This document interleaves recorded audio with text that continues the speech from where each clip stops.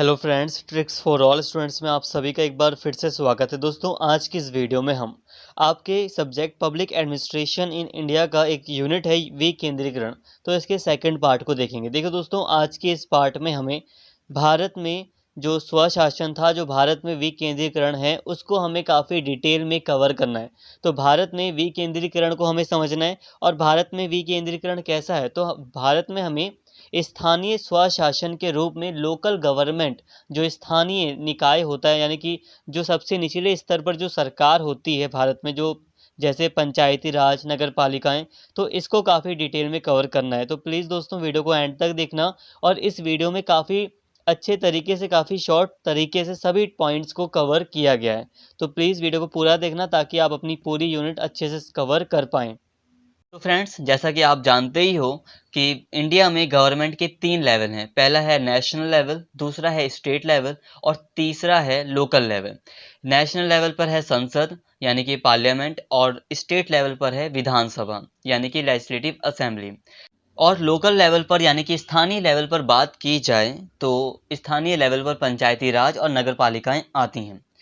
तो friends, video थोड़ा detail में होने वाला है, तो प्लीज़ वीडियो में एंड तक बने रहें क्योंकि ये टॉपिक आपके लिए मोस्ट इंपॉर्टेंट है। ये ना केवल आपको इस सब्जेक्ट में हेल्पफुल होगा, इसके अलावा आपकी जनरल नॉलेज के लिए, आपकी पॉलिटी के लिए ये टॉपिक बहुत ही ज़्यादा इंपॉर्टेंट है। तो आई होप आप एंड तक बने रहेंगे। भारत में स्थानीय स्वशासन संबंधी विचार प्राचीन काल से ही विद्यमान रहा है। कौटिल्य के अर्थशास्त्र में भी स्थानीय शासन का उल्लेख किया गया था। इसके अलावा ब्रिटिश शासनकाल में भी स्थानीय शासन के विकास पर बल दिया गया था। इस संदर्भ में लॉर्ड रिपन ने एक महत्वपूर्ण भूमिका निभाई थी, जिस कारण से उन्हें भारत में स्थानीय शासन का जनक माना जाता है। फादर ऑफ लोकल गवर्नेंस माना जाता है किसको? लॉर्ड रिपन को। दोस्तों, कहने का मतलब यही है कि भारत में स्थानीय स्वशासन का जो विचार था, लोकल सेल्फ गवर्नमेंट का जो आइडिया था, वो एंशिएंट टाइम से चला आ रहा है, बट इसका जो असली विकास है वो ब्रिटिश शासन काल में हुआ। अब आज़ादी के समय संविधान सभा में स्थानीय संस्थाओं या स्थानीय स्वशासन का जो ये मुद्दा था वो काफ़ी वाद विवाद का मुद्दा बना रहा। संविधान सभा में स्थानीय स्वशासन को लेकर बहुत ही ज़्यादा वाद विवाद हुआ था। एक तरफ गांधीवादी चिंतक थे जो चाहते थे कि भारत में स्वशासन स्थापित किया जाना चाहिए, स्थानीय संस्थाएं स्थापित की जानी चाहिए, जबकि दूसरी तरफ थे डॉक्टर अंबेडकर, जिनका मानना था कि ये स्थानीय संस्थाएं जो हैं वो बहुत ही संकीर्ण दृष्टि की हैं या फिर ये सांप्रदायिक हैं। इनसे कम्युनल वायलेंस पैदा हो सकता है जो कि देश की एकता के लिए, यूनिटी के लिए खतरनाक हो सकती हैं। तो इस वजह से डॉक्टर अंबेडकर ने इसका बहुत ही ज़्यादा विरोध किया। संविधान सभा ने इस विवाद को सॉल्व करते हुए स्थानीय स्वशासन के विचार को डीपीएसपी यानी कि राज्य की नीति निदेशक तत्वों में शामिल किया। डीपीएसपी में शामिल कोई भी अनुच्छेद का मतलब यही होता है कि सरकार के ऊपर डिपेंड है कि सरकार चाहे तो उसको लागू करे, अदरवाइज ना करे। तो डीपीएसपी में एक नाम मात्र के रूप में उसे शामिल किया गया, अभी इसे लागू नहीं किया गया। इसे 1993 में जब एक अधिनियम बना दिया जाता है, 1993 में, अभी मैं आगे बताऊंगा आपको, तब ये लागू होता है और तब ये संवैधानिक दर्जा इसे प्राप्त होता है। तब जाके ये अनिवार्य रूप से पंचायती राज और नगर पालिकाओं के रूप में आता है। अभी इसे हम आगे समझेंगे। तो अभी तक हमने ये समझ लिया कि किस तरह से स्वतंत्रता के बाद संविधान में इसको शामिल किया गया, स्थानीय स्वशासन के विचार को। अब हम आगे बढ़ते हैं। देखिए फ्रेंड्स, आज़ादी के तुरंत बाद ही भारत सरकार ने 1992 में सामुदायिक विकास कार्यक्रम की शुरुआत की। इस विकास कार्यक्रम का लक्ष्य यही था कि राष्ट्रीय योजनाओं में, जो नेशनल लेवल की जो योजनाएं बनती हैं, उसमें ग्रामीण जनता को शामिल किया जाए। ग्रामीण जनता अपनी इच्छा से, अपनी स्व इच्छा से इन योजनाओं में पार्टिसिपेट करे। तो उसकी इच्छा को बढ़ाने के लिए सामुदायिक विकास कार्यक्रम चलाया गया, पर यह कार्यक्रम पूरी तरह सफल नहीं हुआ, जिसके कारण सरकार ने कुछ वर्षों बाद जनवरी 1957 में इस परियोजना की समीक्षा के लिए बलवंत राय मेहता समिति का गठन किया। मतलब अब सरकार ने सोचा ना कि जो ये हमारी परियोजना है वो असफल क्यों हो गई, इसकी जांच के लिए उन्होंने बलवंत राय मेहता समिति का गठन किया और इस समिति ने नवंबर 1957 में ही अपनी रिपोर्ट सरकार को सौंप दी और कुछ सिफारिशें की। इसने सरकारों को कुछ गलतियां बताई कि आपकी परियोजना क्यों असफल हुई। इसके साथ ही इसने कुछ महत्वपूर्ण सिफारिशें की थी जो कि हमारे लिए बहुत ही इम्पॉर्टेंट हैं। तो फ्रेंड्स, यहाँ पर कुछ सिफारिशें दिखाई गई हैं, तो प्लीज़ इनको एक बार समझ लेते हैं। तो इस समिति ने कुछ सिफारिशें की। इसने कहा कि पंचायती राज की स्थापना की जानी चाहिए, वो भी 3 स्तर पर। गांव के लेवल पर ग्राम पंचायत होनी चाहिए, ब्लॉक के लेवल पर यानी कि ब्लॉक स्तर पर पंचायत समिति यानी कि पंचायत कमेटी होनी चाहिए, और डिस्ट्रिक्ट लेवल पर जिले के स्तर पर जिला परिषद यानी कि डिस्ट्रिक्ट काउंसिल होनी चाहिए। इसके अलावा ग्राम पंचायत के प्रतिनिधियों का चुनाव प्रत्यक्ष रूप से किया जाए, जबकि पंचायत समिति और जिला परिषद के प्रतिनिधियों के चुनाव अप्रत्यक्ष तौर से किए जाएं। इसने ये एक सिफारिश की थी कि जो ग्राम पंचायत है, जो गांव के लेवल की जो पंचायत है, उसके सदस्यों का चुनाव प्रत्यक्ष रूप से जनता चूज कर ले, मतलब वोटिंग के जरिए जनता चूज कर लेगी उनको। बट जो जिला परिषद है, जो पंचायत समिति है, उसके सदस्यों का चुनाव जो होगा वो अप्रत्यक्ष रूप से जो निर्वाचित सदस्य वगैरह हैं वही लोग कर लेंगे। इसके अलावा इसने एक अन्य सिफारिश ये की कि ग्राम स्तर के सभी विकास के कार्य इन संस्थाओं को सौंपे जाने चाहिए। मतलब विलेज के लेवल पर जो भी विकास का कार्य है वो इन संस्थाओं को ही दिया जाए। सरकार, राज्य सरकार खुद अपना मतलब डायरेक्ट ही वहाँ काम करने ना घुस जाए, इन संस्थाओं को वो कार्य सौंपा जाना चाहिए। इस समिति ने सिफारिश की कि पंचायत समिति को कार्यकारी कार्य करना चाहिए, मतलब सारा कार्य पंचायत समिति को करना चाहिए, जबकि जिला परिषद को सलाहकारी और पर्यवेक्षण संबंधी कार्य करना चाहिए। मतलब जिला परिषद का काम बस इतना होना चाहिए कि वो पंचायत समिति को कुछ सलाह दे। इसके अलावा जिला परिषद पर्यवेक्षण करे, यानी कि देख रेख करे कि पंचायत समिति या ग्राम पंचायत अपना काम ठीक से कर रही है या नहीं।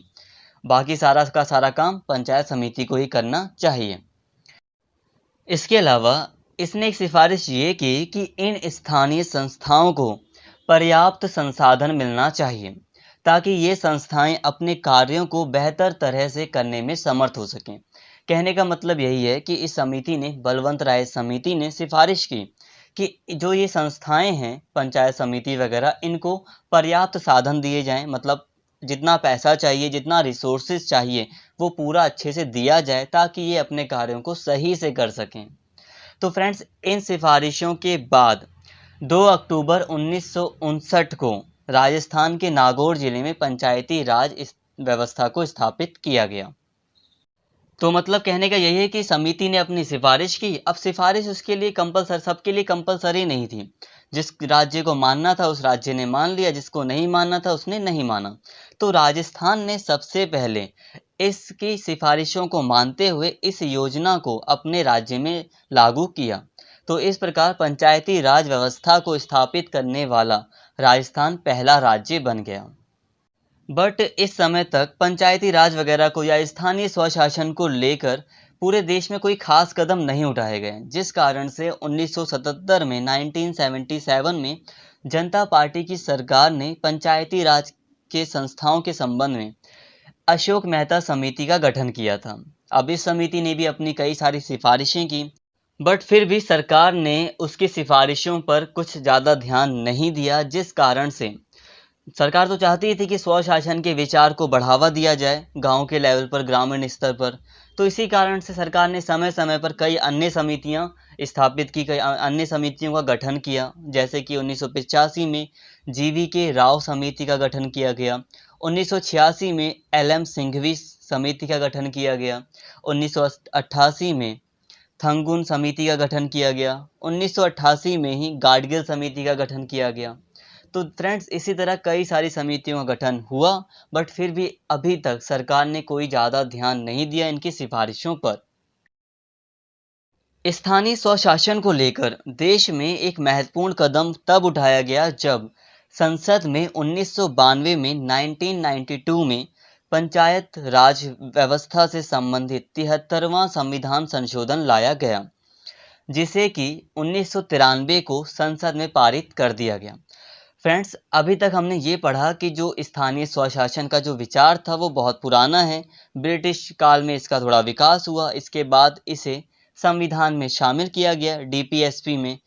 इसके बाद पंचायती राज व्यवस्था को राजस्थान ने बलवंत राय मेहता समिति की सिफारिश के बाद अपने यहाँ लागू किया।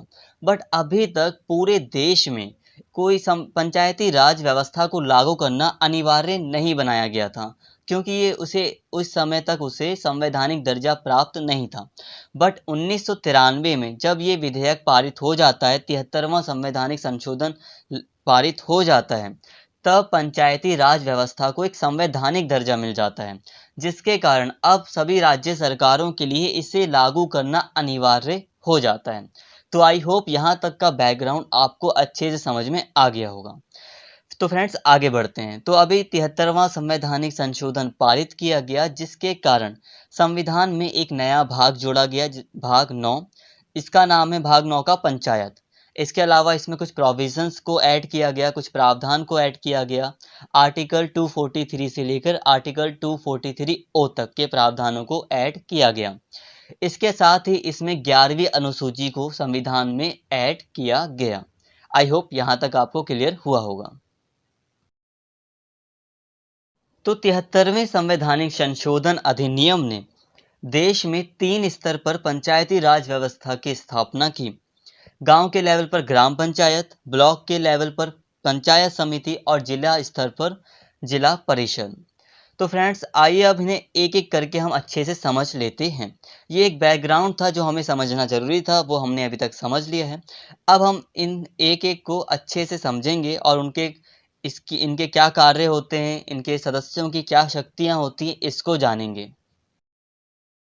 तो सबसे निचले लेवल पर है ग्राम पंचायत, यानी कि गांव के स्तर पर ग्राम पंचायत पाई जाती है। ग्राम पंचायत के सदस्यों का चुनाव ग्राम सभा के द्वारा किया जाता है। अब ये ग्राम सभा क्या है? तो फ्रेंड्स ग्राम सभा में गांव के जितने भी वयस्क लोग होते हैं, जिनकी एज 18 वर्ष से ज़्यादा होती है और जिनका नाम मतदाता सूची में होता है, वो ग्राम सभा के सदस्य होते हैं। मतलब 18 साल के सभी लोग ग्राम सभा के सदस्य होते हैं, बशर्ते कि उनका नाम मतदाता सूची में हो। अब ये ग्राम सभा के सदस्य वोटिंग के द्वारा ग्राम पंचायत के सदस्यों का चुनाव करते हैं। इसके साथ ही ये ना केवल ग्राम पंचायत के सदस्यों का चुनाव करते हैं, बल्कि पंचायत के यानी कि ग्राम पंचायत के सरपंच का चुनाव भी कर लेते हैं। सरपंच को बहुत लोग मुखिया भी कहते हैं, प्रधान भी कहते हैं। इन चुनावों में आरक्षण भी पाया जाता है। ग्राम पंचायत में 1/3 सीटें महिलाओं के लिए आरक्षित की गई हैं, जबकि 1/3 सीटें अनुसूचित जाति एवं अनुसूचित जनजाति के लोगों के लिए आरक्षित की गई हैं। अब हम बात करते हैं ग्राम पंचायत के सदस्यों की योग्यताओं की, कि इनके लिए क्या क्वालिफिकेशन होनी चाहिए कि कोई अगर ग्राम पंचायत का सदस्य बनना चाहता है। तो जो भी व्यक्ति ग्राम पंचायत का सदस्य बनना चाहता है वह भारत का नागरिक होना चाहिए, 21 वर्ष की आयु पूरी कर चुका हो, वो दिवालिया या मस्तिष्क से मतलब बेकार ना हो, मतलब पागल ना हो, बैंक रप्ट ना हो, गांव में 1 वर्ष से अधिक समय से वो रह रहा हो और विधानसभा के मतदाता सूची में उसका नाम हो। इसके अलावा सरकारी कर्मचारी वो नहीं होना चाहिए। 73वें संवैधानिक संशोधन के द्वारा इनका कार्यकाल 5 वर्ष निर्धारित किया गया है। ग्राम पंचायतों का जो कार्यकाल माना जाता है वो 5 साल का माना जाता है। वैसे तो अगर देखा जाए तो ये 5 साल से पहले भी मतलब समाप्त की जा सकती हैं, इसके अलग प्रावधान है, इस पर अभी हम ध्यान नहीं देंगे। अब हम बात करते हैं ग्राम पंचायतों के सदस्यों के कार्यों की, कि आखिर ग्राम पंचायत और उनके सदस्यों का क्या कार्य होता है। इनके कई कार्य होते हैं, जैसे कि अपने ग्राम की विकास के लिए वार्षिक योजनाएं तैयार करना, प्राकृतिक आपदा के समय सहायता के से संबंधित कार्य करना, सार्वजनिक संपत्ति जो पब्लिक प्रॉपर्टी होती है उस पर अगर कोई गैर कानूनी तरीके से कब्जा कर लेता है तो उसको हटवाना। इसके अलावा कृषि का और बागवानी का विकास करना, गांव में मत्स्य पालन जो मछली का पालन होता है यानी कि मत्स्य पालन को बढ़ावा देना, उसका डेवलपमेंट करना, चरागाह का विकास करना, सड़कों के किनारे पेड़ों को लगवाना, जल वितरण प्रणाली का बेहतर तरीके से व्यवस्था स्थापित करना कि जल सभी को उपलब्ध हो सके। इसके अलावा छात्रावास, तालाब, सार्वजनिक पार्क जो पब्लिक पार्क वगैरह होते हैं, खेल कूद के जो मैदान होते हैं उनकी व्यवस्था करवाना, ये कार्य होता है। वैसे इसके अलावा कई और कार्य भी ग्राम पंचायत के होते हैं। अब हम बात करते हैं पंचायत समिति की। अब पंचायत समिति में भी जो सदस्य होते हैं उनका चुनाव जनता के द्वारा ही होता है, बट जो इसके अध्यक्ष होते हैं उसका चुनाव जनता नहीं करती है। उसका चुनाव जो निर्वाचित सदस्य होते हैं वही अपने में से किसी को अपना अध्यक्ष चूज कर लेते हैं। अब इनके सदस्यों की योग्यताएं भी वही हैं जो ग्राम पंचायत के सदस्यों की योग्यताएं होती हैं, जैसे कि भारत का नागरिक हो, 21 वर्ष की आयु पूरी कर चुका हो, दिवालिया ना हो और सरकारी कर्मचारी ना हो। पंचायत समिति में जो सदस्य जनता के द्वारा चुनकर आते हैं उनके अलावा भी कई सदस्य होते हैं, जैसे कि जो ग्राम पंचायत के मुखिया होते हैं वो भी पंचायत समिति के सदस्य होते हैं। देखो फ्रेंड्स, पंचायत समिति एक बड़े लेवल की समिति है, ब्लॉक के स्तर की। इसमें कई सारे ग्रामीण इलाके आते हैं। इसका मतलब इसके क्षेत्र में कई सारे ग्राम पंचायत के मुखिया आते होंगे, तो वो मुखिया पंचायत समिति के सदस्य माने जाते हैं। इसके अलावा मान लीजिए कि पंचायत समिति का एक क्षेत्र है, वहाँ से कोई एक व्यक्ति राज्यसभा का सदस्य चुना गया है, तो वो भी ऑटोमेटिकली पंचायत समिति का सदस्य माना जाएगा। इसके अलावा लोकसभा का हो या विधानसभा हो, उस क्षेत्र से कोई भी सदस्य जो लोकसभा का सदस्य है या राज्य की विधानसभा का सदस्य है, उस क्षेत्र से जहां पर पंचायत समिति है, तो वो भी पंचायत समिति का सदस्य माना जाएगा। अगर हम इसके कार्यों की बात करें तो पंचायत समिति के कुछ कार्य इस प्रकार होते हैं। शिक्षा, स्वास्थ्य और कृषि से संबंधित इसके कार्य होते हैं। इसके साथ ही केंद्र और राज्य सरकार या फिर जो जिला परिषद है, इसके द्वारा कोई भी कार्य इसको सौंपा जा सकता है और वो कार्य ये करती है। इसके साथ ही पंचायत समिति अपना एक वार्षिक योजना बजट पेश करती है। इसके अलावा पशुपालन, मत्स्य उद्योग जैसे उद्योगों को ये प्रोत्साहित करती है। गांव में या जो ब्लॉक लेवल पर ये है, तो अपने इलाके में गरीबी उन्मूलन कार्यक्रमों का निर्माण किया जाता है इसके द्वारा। जल प्रदूषण की रोकथाम करना इसका एक महत्वपूर्ण कार्य है। तकनीकी प्रशिक्षण और व्यावसायिक शिक्षा का, यानी कि बिजनेस लेवल की जो शिक्षा होती है, एजुकेशन होती है, उसका विकास करना इसका एक कार्य है। इसके अलावा SC ST के कल्याण हेतु, जो अनुसूचित जाति और जनजाति के लोग हैं, उनके कल्याण हेतु जो भी योजनाएं सरकार लागू करवाना चाहती है, वो योजनाएं पंचायत समिति के द्वारा लागू की जाती है। अब हम बात करते हैं जिला परिषद की। जिला परिषद सर्वोच्च है, सबसे ऊपर जिला परिषद आती है। प्रत्येक जिले में, हर एक डिस्ट्रिक्ट में एक ही जिला परिषद होती है। इसमें भी आरक्षण की व्यवस्था की गई है, मतलब सदस्यों का चुनाव जनता के द्वारा किया जाता है, पर इसमें भी आरक्षण होता है। 1/3 आरक्षण महिलाओं के लिए है, 1/3 SC और ST के लिए है। अब अगर इसकी योग्यताओं की हम बात करें तो योग्यताएं वही हैं इसके सदस्यों की जो पंचायत समिति के सदस्यों की थी। जिला परिषद में निर्वाचित क्षेत्रों से निर्वाचित सदस्य जो आते हैं, जो चुनकर आते हैं, वो तो होते ही हैं इसके सदस्य।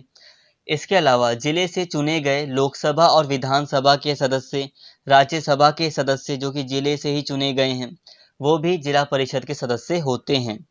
और इसके अलावा सभी पंचायत समितियों के अध्यक्ष जिला परिषद के अध्यक्ष होते हैं। तो फ्रेंड्स, आई होप यहाँ तक क्लियर हो गया होगा। अब हम जिला परिषद के कार्यों की बात करते हैं। जिला परिषद के कार्य कुछ इस प्रकार हैं। पंचायत समितियों के कार्यों में समन्वय स्थापित करना। अब एक डिस्ट्रिक्ट में कई सारी पंचायत समितियां होती हैं, तो उनके कार्यों में समन्वय स्थापित करना, संतुलन लाना, ये इसका एक महत्वपूर्ण कार्य है। इसके अलावा पंचायत समिति अपना वार्षिक बजट तैयार करती है और किसको भेजती है? जिला परिषद को, और जिला परिषद इस पर अपनी स्वीकृति देती है। हो सकता है कि कई बार ये अपनी अस्वीकृति भी दे दें। इसके अलावा पंचायत समिति को उसके कर्तव्य पालन के संबंध में जिला परिषद आदेश भी दे सकती है कि तुम अपना ये काम करो। जिले के ग्रामीण विकास के संबंध में सरकार को सुझाव देना। अब जिला है, डिस्ट्रिक्ट लेवल है, बड़ा लेवल है, तो ये सरकार को सुझाव भी दे सकती है कि किस तरह से गांव में विकास किया जा सकता है। इसके अलावा कई और कार्य हैं, जैसे कि कृषि उत्पादन बढ़ाने से संबंधित कार्य, भूमि सुधार, भूमि संरक्षण, सिंचाई साधनों के निर्माण से संबंधित कार्य भी जिला परिषद करती है। इसके साथ ही गांव के कमजोर वर्ग हैं जो, उनकी स्थिति में सुधार करने से संबंधित कार्य भी जिला परिषद के द्वारा किए जाते हैं। तो अभी तक हमने ग्रामीण स्तर पर स्थानीय स्वशासन को समझ लिया कि पंचायती राज के माध्यम से, पंचायती राज के द्वारा ग्रामीण स्तर पर गांव के लेवल पर स्थानीय स्वशासन किया जाता है। तो अब हम बात करते हैं शहरी स्थानीय स्वशासन की। 1993 में ही 74वां संवैधानिक संशोधन पारित किया गया, जिसके द्वारा शहरों में स्थानीय स्वशासन यानी कि सेल्फ गवर्नेंस की व्यवस्था की गई। इसमें संविधान में इसके तहत 9A भाग जोड़ा गया, एक नया भाग 9A जोड़ा गया। इसके अलावा कुछ प्रोविजंस को जोड़ा गया आर्टिकल 240P से लेकर आर्टिकल 240ZG तक।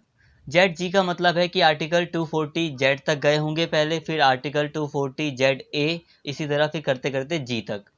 इसमें नगर पालिकाओं को अच्छे से वर्णन किया गया है। इसके अलावा संविधान में 12वीं अनुसूची जोड़ी गई। जिस तरह गांव में यानी कि ग्रामीण लेवल पर 3 स्तरीय स्वशासन की व्यवस्था की गई है, उसी तरह शहरों में भी 3 स्तरीय स्वशासन की व्यवस्था की गई है, सेल्फ गवर्नेंस की व्यवस्था की गई है। सबसे निचले लेवल पर है नगर पालिका। नगर पालिका के जो निर्वाचन क्षेत्र हैं उसको वार्ड कहा जाता है। मतलब नगर पालिका के जो सदस्य हैं उनका चुनाव जनता के द्वारा ही होता है और इसके निर्वाचन क्षेत्रों को वार्ड कहा जाता है। दोस्तों, वार्ड आपने सुना भी होगा अगर आप शहर में रहते हैं तो प्रत्यक्ष तौर पर प्रतिनिधि चुने जाते हैं और इसमें भी आरक्षण की व्यवस्था की गई है। 1/3 सीटें, जो नगर पालिका की 1/3 सीटें होती हैं, वो महिलाओं के लिए आरक्षित हैं। इसके अलावा 1/3 सीटें SC और ST वर्ग के लोगों के लिए आरक्षित की गई हैं।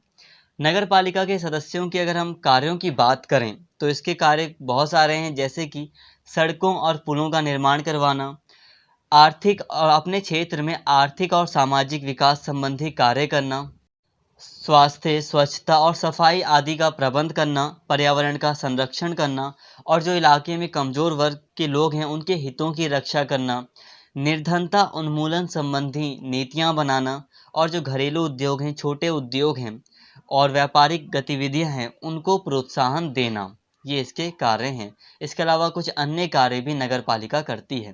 तो आई होप फ्रेंड्स नगर पालिका आपको समझ में आ गया होगा। इसके निर्वाचन क्षेत्रों को वार्ड कहते हैं और नॉर्मली आपने पार्षद वगैरह जो चुना होगा वो इन्हीं वार्डों से चुन के आते हैं। अब हम बात करते हैं नगर परिषद की। ये मध्यम स्तर पर नगर परिषद पाई जाती है। इसमें सदस्यों का चुनाव प्रत्यक्ष रूप से होता है और इसमें भी आरक्षण की व्यवस्था की गई है। इसमें 1/3 सीटें महिलाओं के लिए और 1/3 सीटें SC और ST वर्ग के लोगों के लिए आरक्षित की गई हैं। अगर हम इसके कार्यों की बात करें तो सफाई का प्रबंध करना, स्वच्छ पानी का प्रबंध करना, जन्म और मृत्यु संबंधी रजिस्ट्रेशन करना, नगरों के गलियों के नाम और मकान नंबर लगाना।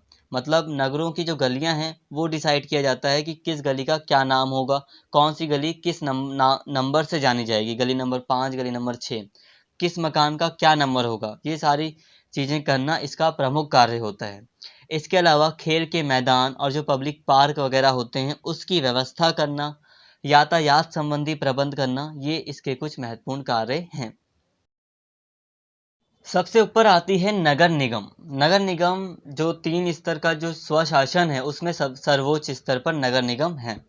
नगर निगम की स्थापना संसद या राज्यों के विधान मंडलों द्वारा निर्मित कानून के अनुसार की जाती है।